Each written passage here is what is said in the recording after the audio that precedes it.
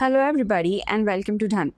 आज के today in markets के एपिसोड में हम बात करेंगे about the big AGM meet that happened on Friday and about a new India Australia deal. सबसे पहले रिलायंस इंडस्ट्रीज का 48 एनुअल जनरल मीटिंग 2025 में काफी धमाकेदार अनाउंसमेंट्स हुए हैं।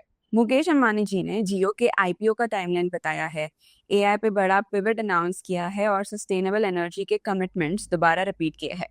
इस एजीएम में गूगल के सीईओ सुंदर पिचाई और मेटा के सीईओ मार्क जकरबर्ग ने भी रिलायंस के पार्टनरशिप को हाईलाइट किया है। और दूसरी न्यूज में देखेंगे यूनियन मिनिस्टर पीयूष गोयल ने एक बहुत ही एम्बिशियस और ग्लोबल लेवल प्रोजेक्ट अनाउंस किया है, विच इज इंडिया और ऑस्ट्रेलिया के बीच डीप नेगोशिएशंस चल रही है, जिसमें इंडिया ऑस्ट्रेलिया में 1 मिलियन होम्स कंस्ट्रक्ट करने का प्लान बना रहे हैं। पूरी स्टोरी डिटेल में देखते हैं। Hi, this is your host CS Vani Kataria and let's begin.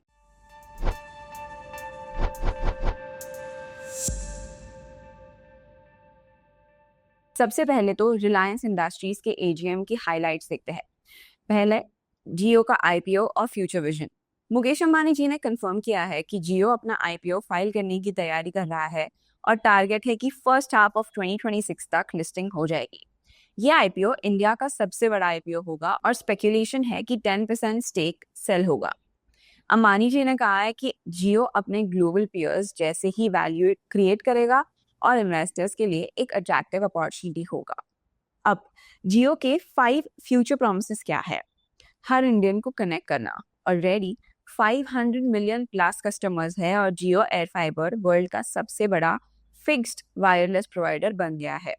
हर घर को एम्पावर करना, बिजनेस को डिजिटाइज करना, एआई रेवोल्यूशन लाना, जिसमें उनका मोटो है AI everywhere for everyone. India को एआई नेटिव डिजिटल नेशन बनाना एंड लास्टली ग्लोबल एक्सपेंशन। अब एआई रेवोल्यूशन की बात करते हैं about partnerships and products. AI AGM का सबसे बड़ा थीम था। रिलायंस ने मेटा और गूगल के साथ बड़े पार्टनरशिप्स अनाउंस किए हैं और नए एआई प्रोडक्ट्स भी लॉन्च किए हैं। पहले Meta partnership, India focused AI joint venture बनाया जाएगा। मेटा के open source model which is Llama को रिलायंस के इंडस्ट्री एक्सपर्टीज के साथ इंटीग्रेट किया जाएगा। गोल है कि एंटरप्राइज रेडी एआई हो जो प्रोडक्टिविटी और इनोवेशन को बूस्ट करे। दूसरा है गूगल का पार्टनरशिप। रिलायंस और गूगल एक होलिस्टिक एआई पार्टनरशिप बनाएगा, जिसमें जामनगर क्लाउड रीजन बनेगा जो क्लीन एनर्जी पावर्ड होगा और जियो के एडवांस्ड नेटवर्क से कनेक्टेड होगा। साथ ही साथ सुंदर पिचाई ने कहा है कि पार्टनरशिप रिलायंस के सारे बिजनेसेस मतलब एनर्जी, रिटेल, टेलीकॉम, फाइनेंस में एआई अडॉप्शन स्पीड करेगा। Third is Reliance intelligence subsidiary. नया सब्सिडियरी लॉन्च हुआ है called as the Reliance intelligence, जिसका फोकस है AI ready data centers gigawatt scale पे बनाना जो ग्रीन एनर्जी से पावर्ड होगा। चौथा है नए एआई प्रोडक्ट्स। जियो पीसी, जो जियो का पीसी होगा, मतलब कोई भी टीवी को एआई कंप्यूटर में बदल देता है, क्लाउड बेस्ड हो या फिर पे एज यू गो मॉडल पे होगा। नेक्स्ट इज जियो फ्रेम्स, जो स्मार्ट ग्लासेस होगा जिसमें हिंदी या इंग्लिश के अलावा इंडियन लैंग्वेजेस सपोर्टेड रहेंगे। Voice assistant, photos, videos, live streaming, cooking guide सब कुछ हो सकता है इससे। नेक्स्ट इज रिया, जो जियो हॉटस्टार पे AI voice enabled search assistant होगा। अगला है वॉइस प्रिंट, यूजर्स अपनी प्रेफर्ड इंडियन लैंग्वेजेस में स्पोर्ट और एंटरटेनमेंट देख सकते हैं। And lastly Jio AI cloud, सारे एआई प्रोडक्ट्स के लिए बैकबोन रहेगा ये। अब रिलायंस रिटेल की बात करते हैं, जिसका revenue for this year has been 3,30,943 crore, which is 8% year on year growth के साथ, and the EBITDA is around 25,000 crore, which is 8.6% growth year on year. Stores की बात करते हैं तो FY25 में 2,659 नए स्टोर्स ओपन हुए, जिसका टोटल हो चुका है 19,350 stores across 7,000 plus towns. Future growth की बात करते हैं तो नेक्स्ट 3 इयर्स में 20% कैगर का टारगेट है। अब बात करते हैं एक्सप्लोरेशन एंड प्रोडक्शन की। रिलायंस इंडस्ट्रीज अभी भी इंडिया के नेचुरल गैस आउटपुट का 30% कंट्रीब्यूट करता है। जो रिकॉर्ड एबिटा है वो अराउंड 21,188 करोड़ इन FY25। 2026 में फ्रेश ड्रिलिंग और डीप टेक अडॉप्शन होगा। Now let's talk about new energy. Ambani ji ने दोबारा रिपीट किया है कि न्यू एनर्जी बिजनेस फ्यूचर में O2C के बराबर बनेगा। इलेक्ट्रोलाइजर गीगा फैक्ट्री 2026 तक ऑपरेशनल होगा और ग्रीन हाइड्रोजन बनाने के लिए यूज होगा। जो अगला प्रोजेक्ट है वो है कच्छ सोलार प्रोजेक्ट, जो 5.5 लाख एकड़ का मेगा प्रोजेक्ट है जो इंडिया की 10% पावर नीड्स फुलफिल करेगा। एंड लास्टली सीवीजी प्लांट्स, अभी 55 प्लांट्स अंडर कंस्ट्रक्शन है और 2030 तक 500 प्लांट्स का टारगेट है। अगर रिलायंस फाउंडेशन की बात करें तो 15 इयर्स कंप्लीट हुए हैं रिलायंस फाउंडेशन को, जिसमें 87 मिलियन इंडियंस तक रीच किया गया है। मुंबई में 200 बेड मेडिकल सिटी डेवलप करने का प्लान है। All in all, Reliance AGM 2025 ने क्लियर विजन दिया है कि रिलायंस का अगला phase Jio IPO, AI adoption, retail expansion और ग्रीन एनर्जी पर बेस होगा। शॉर्ट टर्म गिरावट के बावजूद भी लॉन्ग टर्म इन्वेस्टर्स के लिए ये स्टॉक अक्यूमुलेट करने का मौका बनता है। और आज की दूसरी news, union minister Piyush Goyal ji ने कहा है एक बहुत ही बड़ा एम्बिशियस और ग्लोबल लेवल प्रोजेक्ट अनाउंस किया है। इंडिया और ऑस्ट्रेलिया के बीच डीप नेगोशिएशंस चल रही हैं, जिसमें इंडिया ऑस्ट्रेलिया में 1 मिलियन होम्स कंस्ट्रक्ट करने का प्लान बना रहा है। इस पूरे हाउसिंग प्रोजेक्ट की एस्टिमेटेड वैल्यू लगभग $500 बिलियन है, which is around 42 lakh crore. अब ये इनिशिएटिव सिर्फ एक कंस्ट्रक्शन प्रोजेक्ट नहीं है, बल्कि एक जियोपॉलिटिकल और ट्रेड पार्टनरशिप का रिफ्लेक्शन है जो इंडिया की ग्लोबल पोजीशनिंग को और स्ट्रेंथन करेगा। अब हाउसिंग प्रोजेक्ट्स के कुछ की हाइलाइट्स हैं, जैसे फंडिंग एस्पेक्ट। इस प्रोजेक्ट के लिए फाइनेंसिंग के लिए इंडिया ने यूएई का सहारा लिया है। पीयूष गोयल ने यूएई के ट्रेड मिनिस्टर से बात करके पार्टनरशिप प्रपोज की है। अगर यूएई इस फाइनेंसिंग में आता है तो इससे एक India Australia UAE trilateral economic collaboration का भी शेप मिल सकता है। दूसरा है वर्कफोर्स ट्रेनिंग। इंडिया प्रपोज कर रहा है कि इंडियन वर्कर्स को ऑस्ट्रेलिया में ट्रेनिंग दी जाए ताकि वो ऑस्ट्रेलिया के लोकल कंस्ट्रक्शन स्टैंडर्ड्स और स्किल्स के हिसाब से ट्रेन हो जाए। Third is Australia's housing crisis. Australia में हाउसिंग एक मेजर पॉलिटिकल और इकोनॉमिक इशू बन चुका है।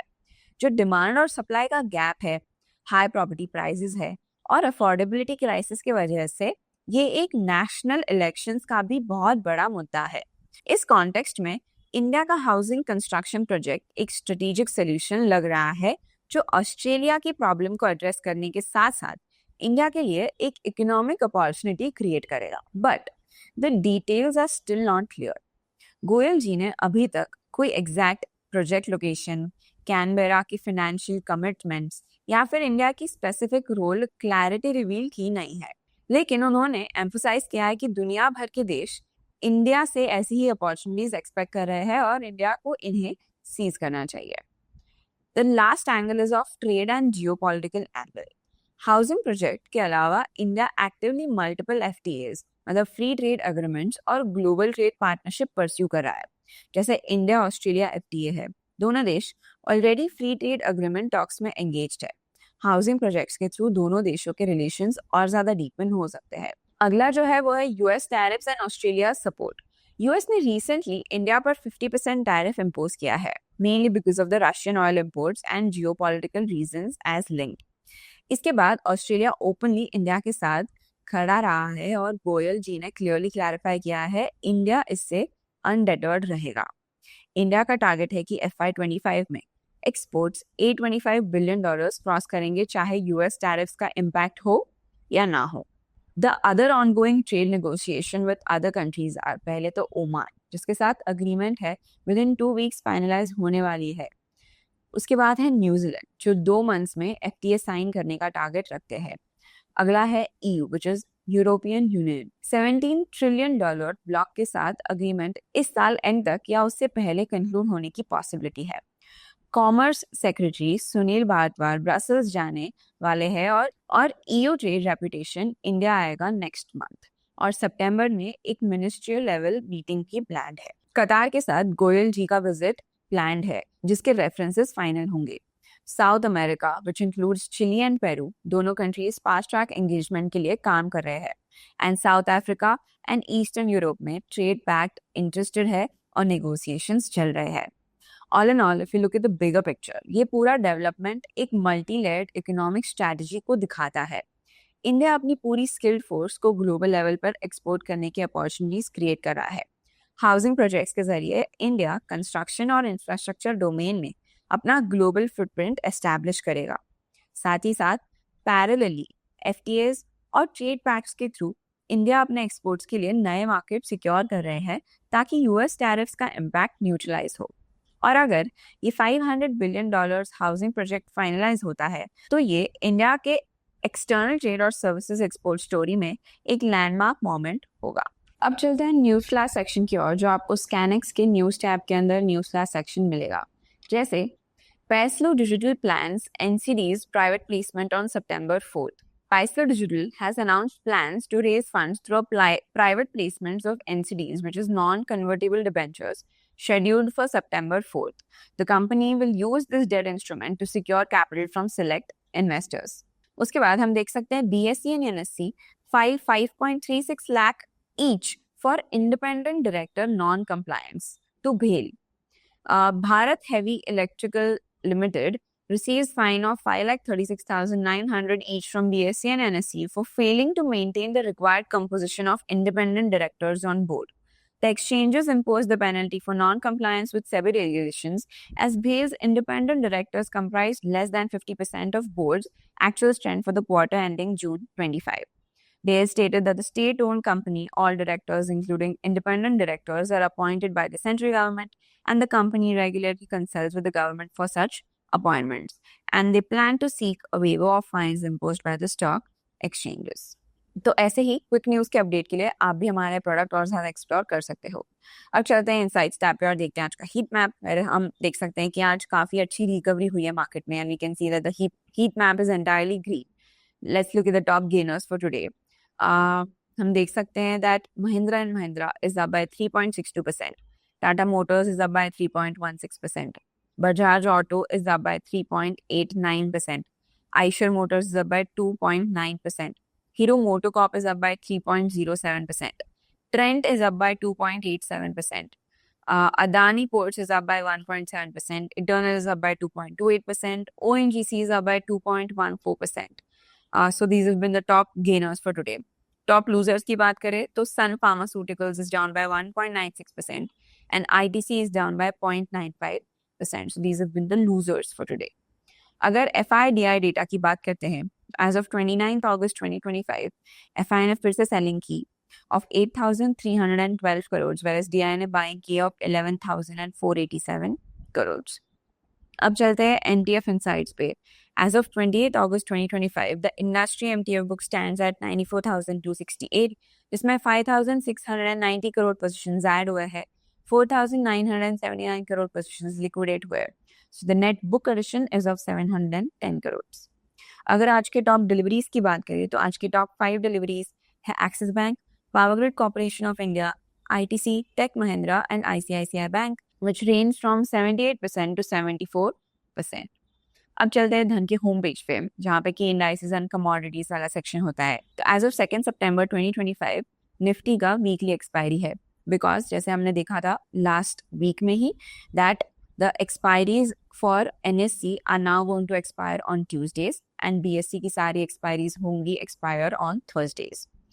अब चलते हैं धन चार्ट्स पे और एनालाइज करते हैं निफ्टी 50 फॉर टुडे। तो जैसे हम देख सकते हैं बहुत दिनों बाद एक बड़ी ग्रीन कैंडल फॉर्म हुई है, एक अच्छा बाउंस बैक मिला है हमें फ्रॉम द लेवल्स ऑफ 24,400 से। तो जैसे हम देख सकते हैं Nifty open around 24,432, made a high of 24,635, made a low of 24,432, मतलब ओपन लो उसका सेम है, एंड क्लोज्ड अराउंड 24,625। हम देख सकते हैं ये बाउंस बैक आया है because of good GDP quarters. जो GDP रेट आया है फॉर द क्वार्टर बहुत ही अच्छा आया है, प्लस जो ट्रम्प ने टैरिफ्स लगाए हैं वो US के कोर्ट्स में उन्होंने उस पर चैलेंज किया है। ऑल्दो जो रेट्स है वो मिड अक्टूबर तक अप्लाई रहेंगे, बट फिर भी सुप्रीम कोर्ट ने उसे चैलेंज किया है, एंड दैट इज वाई कि हम देख सकते हैं कि आज एक बाउंस बैक आया है and Nifty is up bye 200 points for today.